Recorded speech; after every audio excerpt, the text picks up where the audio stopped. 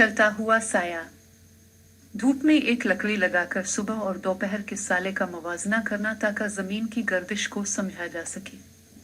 एक सीधी लकड़ी, चंद छोटे पत्थर और एक खुली दीवार वाली जगह। अस्सलाम अलैकुम प्यारे बच्चों, क्या आपने कभी गौर किया है कि आपका साया कभी लंबा हो जाता है और कभी छोटा? क्या यह साया आपके साथ छुपन छुपाई खेल रहा है? आइए आज इसका राज जानते हैं। सबसे पहले एक खुली और धूप वाली जगह पर एक सीधी लकड़ी जमीन में गाड़ दें। सुबह के वक्त देखें लकड़ी का साया कितना लंबा है। जहां साया खत्म हो रहा है वहां एक पत्थर रख दें। अब चंद घंटे इंतजार करें और दोपहर को वापस आएं।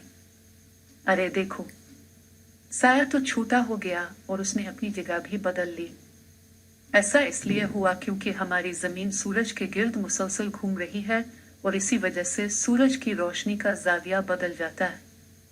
तो बच्चों, आज हमने देखा कि जमीन की हरकत की वजह से साने अपनी जगह और लंबाई बदलते हैं।